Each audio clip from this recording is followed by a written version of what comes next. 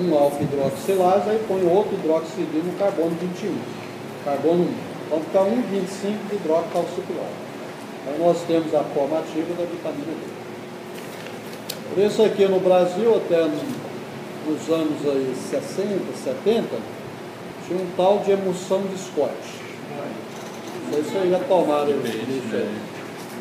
Mas agora tá bem, mas agora é pouco, né?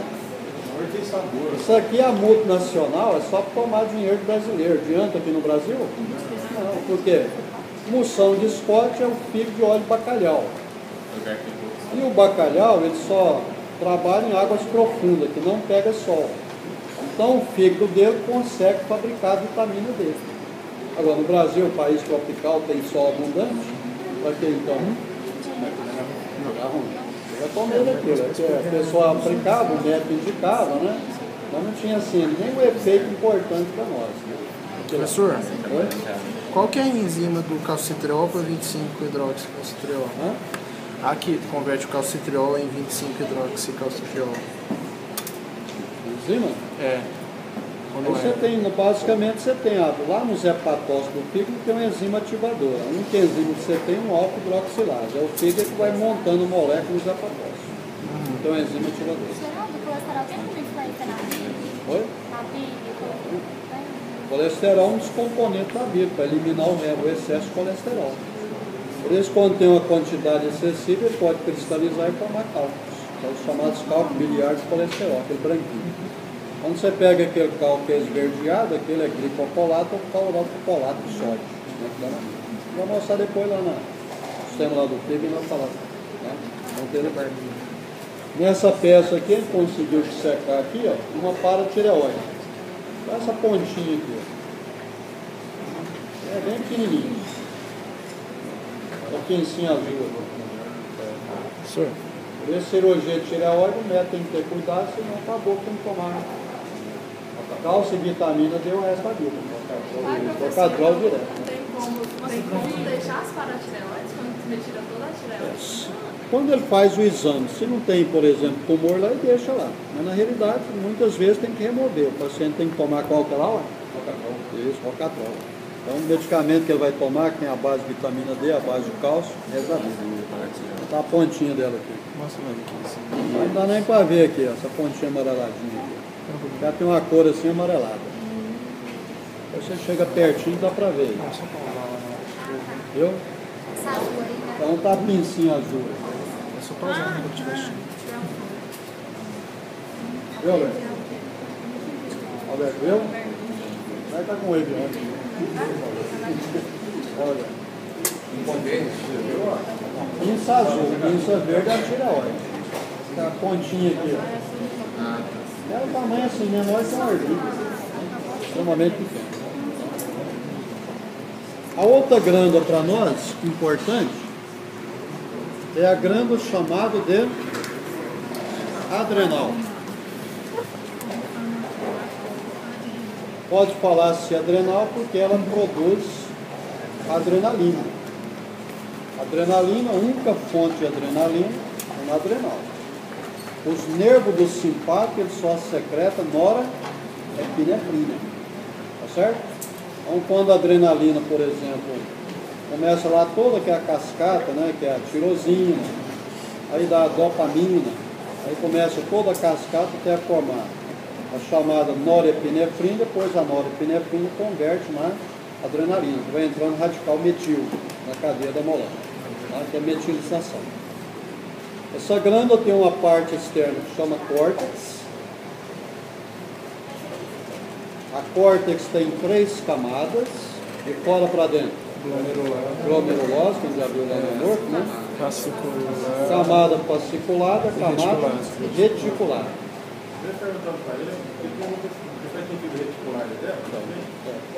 Por isso que ela tem o nome de reticular. Internamente tem a medula. Sim, senhor. A medula apresenta um gânglio pós-ganglionar do simpático, só que aí uma exceção. O receptor é qual? O muscarín e o ativador é a acetilcolina. Para que ela possa produzir adrenalina, 80% de adrenalina e uns 20% norepinefrina. Né?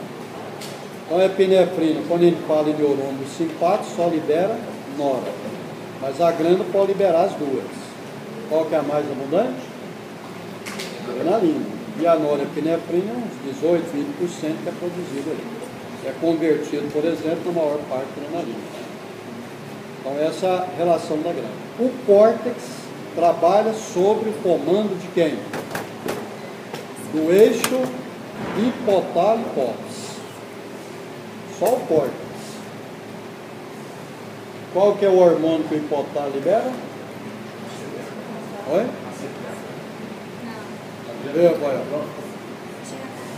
Hã? Força tireoide era o TRH, tirotrofina. E se for da adrenal, corticotrofina. Então é o quê? O CRH. Que é o sai do hipotálamo.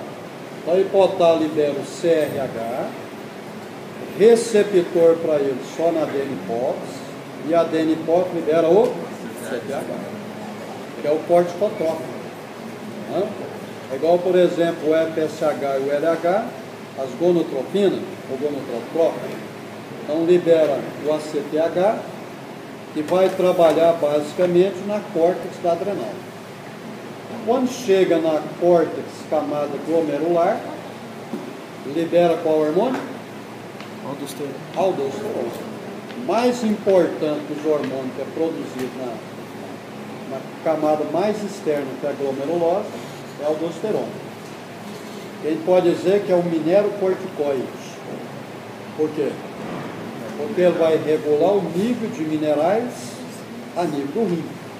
Sódio, potássio, magnésio, né? Os mais expressivos são regulados, são quais? Sódio e potássio. Mas além desse, tem o magnésio, tem pequena quantidade de cálcio, né? Dá uma regulação dessa também. Além do paratormônio que atua no cálcio. Mas no cálcio mais para absorver. Então, se a pessoa tiver um tumor da glândula adrenal e ele fazer uma diminuição da produção do hormônio aldosterona, qual que é o quadro clínico que o paciente enfrenta? Hipoaldosteronismo. Hiponatremia.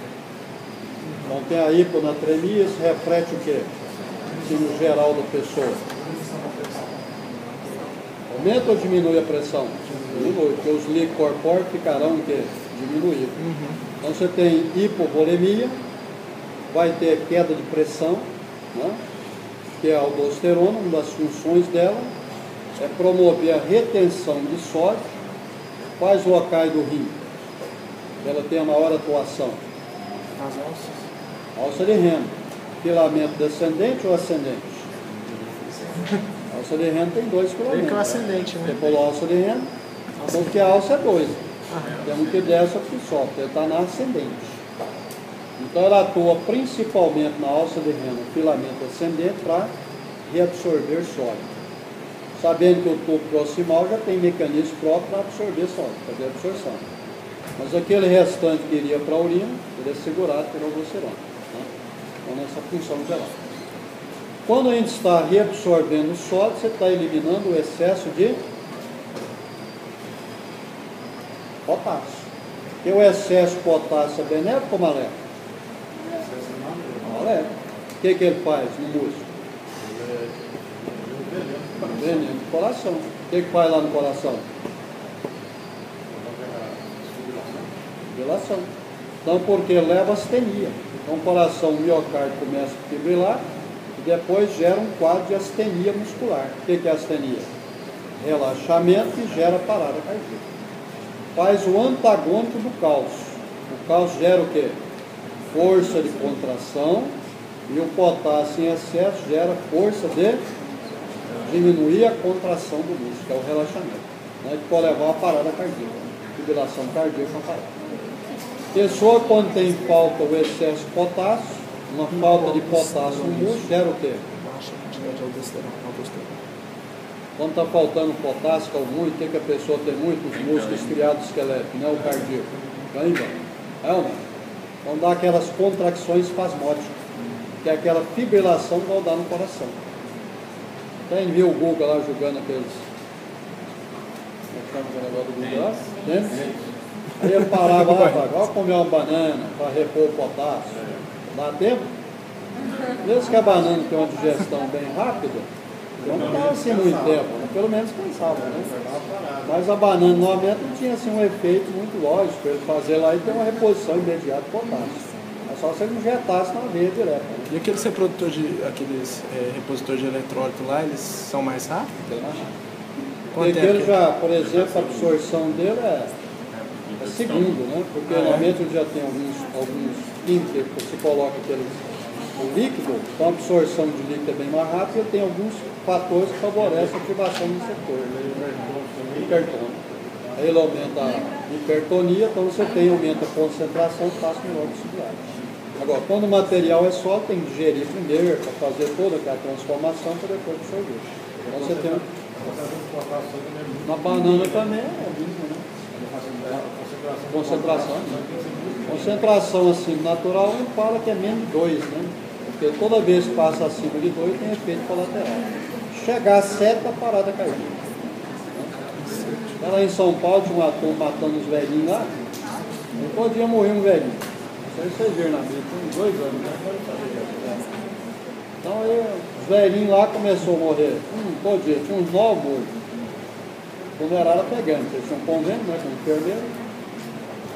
Aí foi, quando foi pesquisar, fazer a inspeção, aí no soro, aí tinha resíduo de potássio.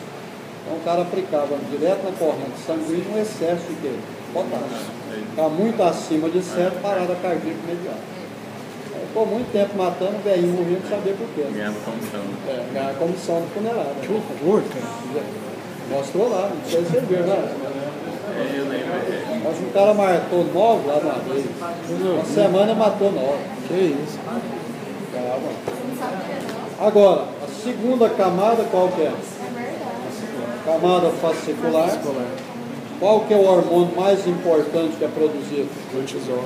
Glicorticoides, que a gente chama assim, no geral, cortisol. Hidrocortisona, né? A gente pode falar hidrocortisona. Aí tem o cortisol, que é o que é mais abundante no corpo.